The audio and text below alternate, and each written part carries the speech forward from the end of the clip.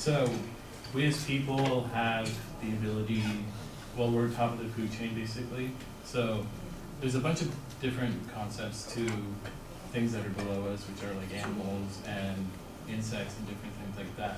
So this quote from George Bernard Shaw is, "I never thought much of the courage of a lion tamer. Inside the cage, he is at least safe from people." I interpreted that in a very literal sense that animals and different creatures in society are, in a way, somewhat harmed by things that are more powerful than them. So we as humans have the ability to have pets, and we go to zoos and watch animals and different things like that. But at the same time, we sometimes take advantage of our power that we have over these different creatures. And 3 examples that I'll talk about are how we go to zoos and we look at animals and lions and different things, and we view them and admire them, but at the same time, we're afraid of them. And the second thing that I would talk about is how we love the oceans, but at the same time, we're polluting the oceans by putting different things like plastic and waste into the oceans. And the third thing that I'll talk about is how we wear clothing that's from animals that we also love and admire. So the first thing is, when we go to zoos, we look at animals and we watch them and we admire them, but at the same time we're scared of these animals. You can watch like a bear, but if you were to see a bear out in the wild, you would be freaked out. But at the same time, you see, 3-year-old kids and families watching bears and admiring them. And the courage of a lion tamer, in this sense, with this quote, for example, are the people that are feeding these animals, but at the same time are somewhat afraid of them. And that's how I would apply that to zoos. As far as oceans are concerned, I would say that we love the ocean, we go to the ocean, we are in California, so we live near the beach and everything, so we go there and we play in the ocean, but at the same time, we don't pay attention to the fact that we litter all the time, and we as a society aren't doing our part in contributing to helping out the animals that are in the oceans. And we're showing our way of being somewhat the lion tamer in that example, and looking out for the fish and everything, but then not realizing the impact of things that we do on a daily basis.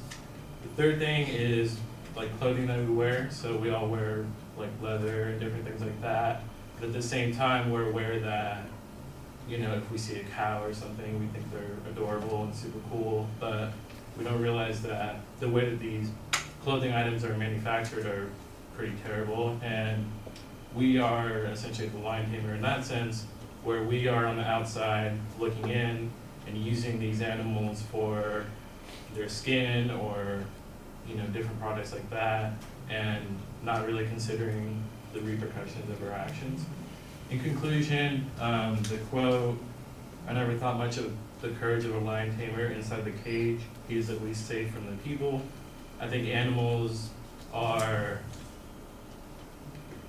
yes, safe from people, but people more or less are the enemies to these creatures who are taking advantage of, what they have and the resources that they have no control over giving to us, but we take advantage of the fact that we're higher up on the totem pole, per se, and using them for admiring them in zoos, taking advantage of their ocean and environment, and then using them for clothing. Thank you.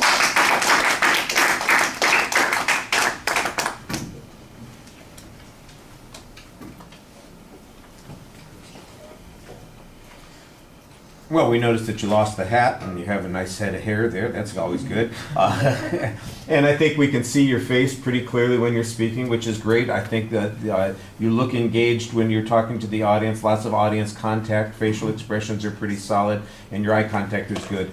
I think it was a little bit awkward in the opening. You transitioned to the topic pretty clearly, but your exact point, I think you're having a hard time kind of putting your finger on it. And even though you've got 3 points that you develop and there's a bit of information on each of those points, it's not quite as unified as you want it to be. But there is a very clear structure. You've got content on each of those points. I just think that they, don't all fit the way that you want them to. I think there is a way to do it, but you don't quite get to that action. Let's see.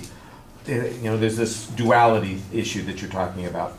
The only negative things that I saw in the presentation, when in doubt, you put your arms behind your back. It looks a little. That's kind of like. It's okay. It's not a horrible thing, but it does look a little strange. Usually you're engaged, and you don't do it all the time, but it does happen. Sort of like when you're running out of an idea and you're done with it, then you kind of do that until you can think of the next thing that you're going to say. And I think the pace is a little deliberate. I think you could use a little bit more vocal energy in the presentation. Nothing was bad. It just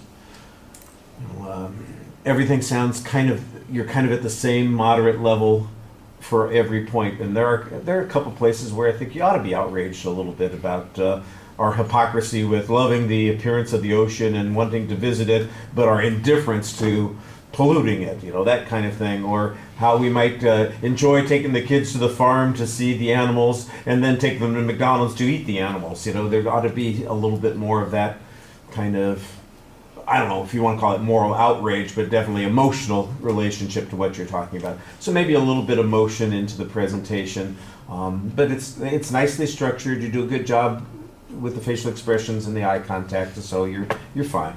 All right, thank you.